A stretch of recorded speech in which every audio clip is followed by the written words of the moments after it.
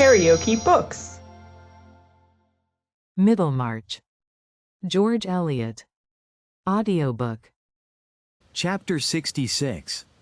'Tis one thing to be tempted, Aeschylus. Another thing to fall. Measure for measure. Lydgate certainly had good reason to reflect on the service his practice did him in counteracting his personal cares. He had no longer free energy enough for spontaneous research and speculative thinking, but by the bedside of patients, the direct external calls on his judgment and sympathies brought the added impulse needed to draw him out of himself. It was not simply that beneficent harness of routine which enables silly men to live respectably and unhappy men to live calmly. It was a perpetual claim on the immediate fresh application of thought, and on the consideration of another's need and trial. Many of us looking back through life would say that the kindest man we have ever known has been a medical man, or perhaps that surgeon whose fine tact, directed by deeply informed perception, has come to us in our need with a more sublime beneficence than that of miracle workers. Some of that twice-blessed mercy was always with Lydgate in his work at the hospital or in private houses, serving better than any opiate to quiet and sustain him under his anxieties and his sense of mental degeneracy. Mr. Fairbrother's suspicion as to the opiate was true, however. Under the first galling pressure of foreseen difficulties, and the first perception that his marriage, if it were not to be a yoked loneliness, must be a state of effort to go on loving without too much care about being loved, he had once or twice tried a dose of opium. But he had no hereditary constitutional craving after such transient escapes from the hauntings of misery. He was strong, could drink a great deal of wine, but did not care about it, and when the men round him were drinking spirits, he took sugar and water, having a contemptuous pity even for the earliest stages of excitement from drink. It was the same with gambling.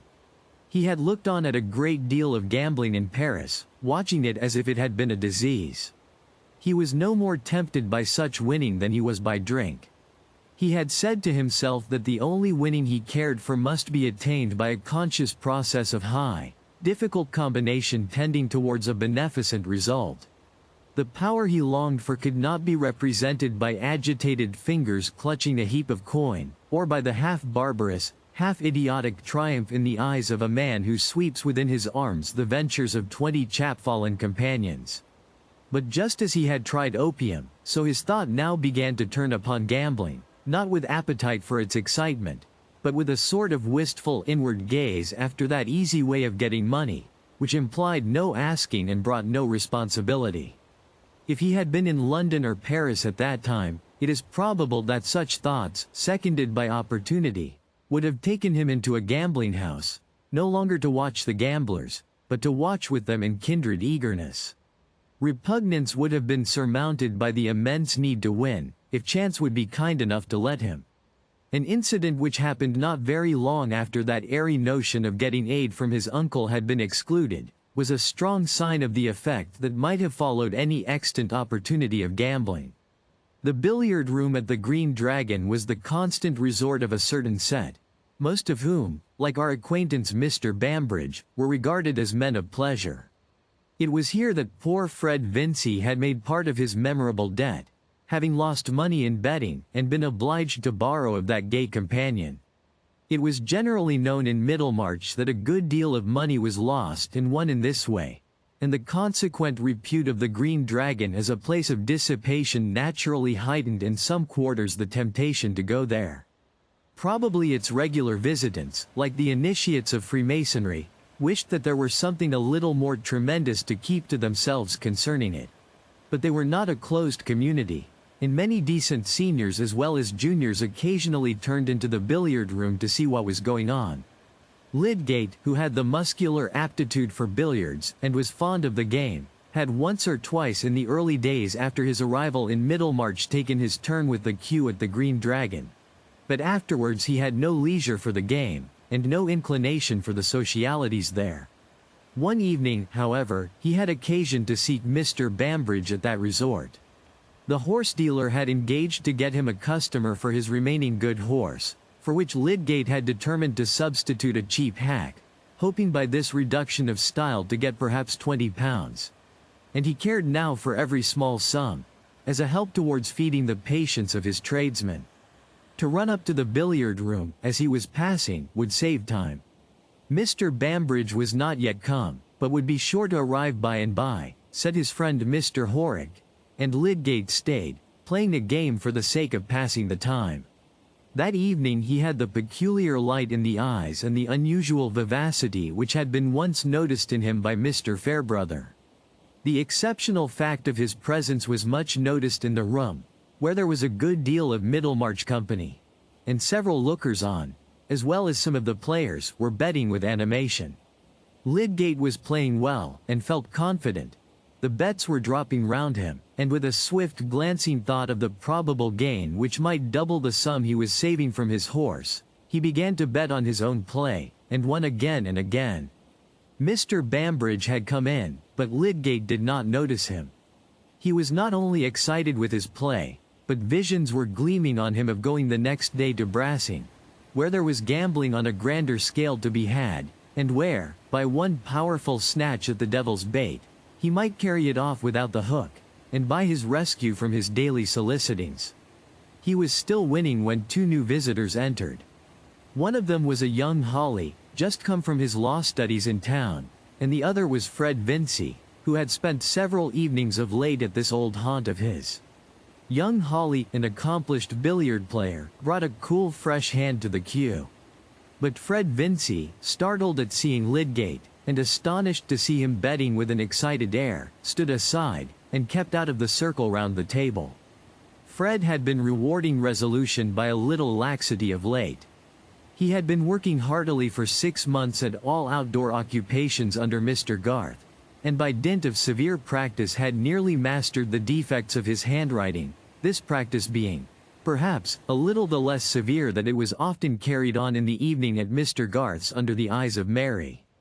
But the last fortnight Mary had been staying at Lowick Parsonage with the ladies there, during Mr. Fairbrother's residence in Middlemarch, where he was carrying out some parochial plans, and Fred, not seeing anything more agreeable to do, had turned into the Green Dragon, partly to play at billiards, partly to taste the old flavor of discourse about horses, sport, and things in general, considered from a point of view which was not strenuously correct. He had not been out hunting once this season, had had no horse of his own to ride, and had gone from place to place chiefly with Mr. Garth in his gig, or on the sober cob which Mr. Garth could lend him. It was a little too bad, Fred began to think, that he should be kept in the traces with more severity than if he had been a clergyman.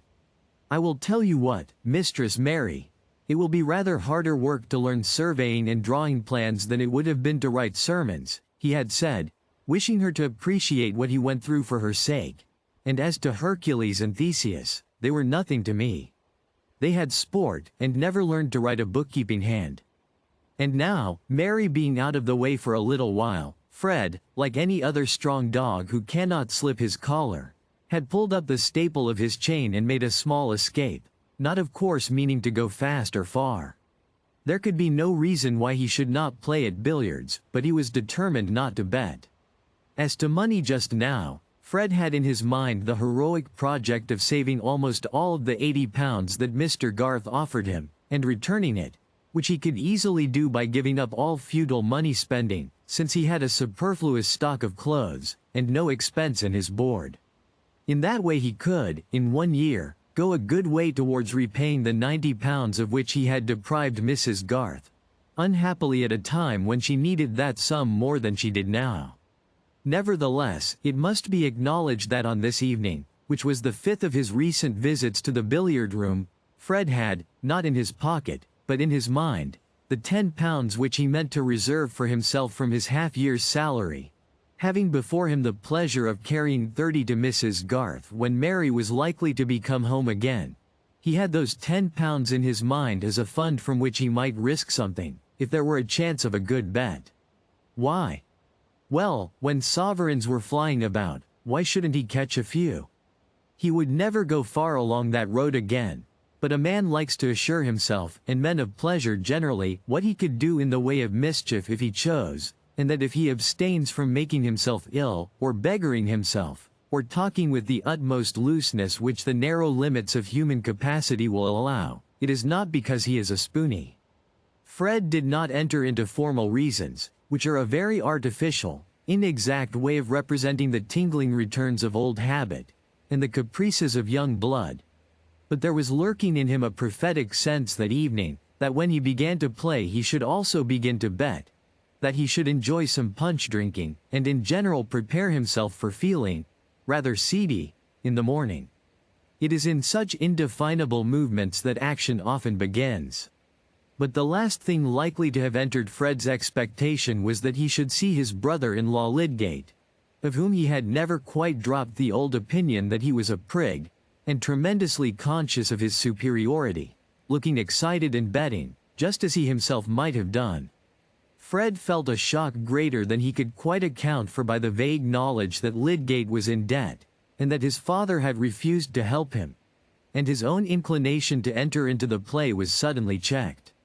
It was a strange reversal of attitudes. Fred's blonde face and blue eyes, usually bright and careless, ready to give attention to anything that held out a promise of amusement, looking involuntarily grave and almost embarrassed as if by the sight of something unfitting, while Lydgate, who had habitually an air of self-possessed strength, and a certain meditativeness that seemed to lie behind his most observant attention, was acting, watching, speaking with that excited narrow consciousness which reminds one of an animal with fierce eyes and retractile claws. Lydgate, by betting on his own strokes, had won £16, but young Hawley's arrival had changed the poise of things. He made first-rate strokes himself, and began to bet against Lydgate's strokes, the strain of whose nerves was thus changed from simple confidence in his own movements to defying another person's doubt in them. The defiance was more exciting than the confidence, but it was less sure. He continued to bet on his own play, but began often to fail. Still he went on, for his mind was as utterly narrowed into that precipitous crevice of play as if he had been the most ignorant lounger there. Fred observed that Lydgate was losing fast, and found himself in the new situation of puzzling his brains to think of some device by which, without being offensive, he could withdraw Lydgate's attention, and perhaps suggest to him a reason for quitting the room. He saw that others were observing Lydgate's strange unlikeness to himself, and it occurred to him that merely to touch his elbow and call him aside for a moment might rouse him from his absorption. He could think of nothing cleverer than the daring improbability of saying that he wanted to see Rosie, and wished to know if she were at home this evening, and he was going desperately to carry out this weak device, when a waiter came up to him with a message, saying that Mr. Fairbrother was below, and begged to speak with him. Fred was surprised, not quite comfortably, but sending word that he would be down immediately, he went with a new impulse up to Lydgate, said, "Can I speak to you a moment?" and drew him aside. "Fairbrother has just sent up a message to say that he wants to speak to me. He is below. I thought you might like to know he was there, if you had anything to say to him." Fred had simply snatched up this pretext for speaking, because he could not say, "You are losing confoundedly, and are making everybody stare at you. You had better come away." But inspiration could hardly have served him better. Lydgate had not before seen that Fred was present, and his sudden appearance with an announcement of Mr. Fairbrother had the effect of a sharp concussion. "No, no," said Lydgate. "I have nothing particular to say to him. But, the game is up. I must be going. I came in just to see Bambridge. Bambridge is over there, but he is making a row. I don't think he's ready for business. Come down with me to Fairbrother. I expect he is going to blow me up, and you will shield me," said Fred, with some adroitness. Lydgate felt shame, but could not bear to act as if he felt it, by refusing to see Mr. Fairbrother, and he went down. They merely shook hands, however, and spoke of the frost, and when all three had turned into the street, the vicar seemed quite willing to say good-bye to Lydgate. His present purpose was clearly to talk with Fred alone, and he said, "Kindly, I disturbed you, young gentleman, because I have some pressing business with you. Walk with me to St. Botolph's, will you?" It was a fine night, the sky thick with stars, and Mr. Fairbrother proposed that they should make a circuit to the old church by the London road. The next thing he said was, "I thought Lydgate never went to the Green Dragon?" "So did I," said Fred. "But he said that he went to see Bambridge." "He was not playing, then?" Fred had not meant to tell this, but he was obliged now to say, "Yes, he was. But I suppose it was an accidental thing. I have never seen him there before." "You have been going often yourself, then, lately?" "Oh, about 5 or 6 times." "I think you had some good reason for giving up the habit of going there?" "Yes." "You know all about it," said Fred, not liking to be catechized in this way. "I made a clean breast to you. I suppose that gives me a warrant to speak about the matter now. It is understood between us, is it not, that we are on a footing of open friendship? I have listened to you, and you will be willing to listen to me. I may take my turn in talking a little about myself? I am under the deepest obligation to you, Mr. Fairbrother," said Fred, in a state of uncomfortable surmise. "I will not affect to deny that you are under some obligation to me. But I am going to confess to you, Fred, that I have been tempted to reverse all that by keeping silence with you just now. When somebody said to me, 'Young Vincey has taken to being at the billiard table every night again. He won't bear the curb long,' I was tempted to do the opposite of what I am doing. To hold my tongue and wait while you went down the ladder again, betting first and then." "I have not made any bets," said Fred, hastily. "Glad to hear it. But I say, my prompting was to look on and see you take the wrong turning, wear out Garth's patience, and lose the best opportunity of your life.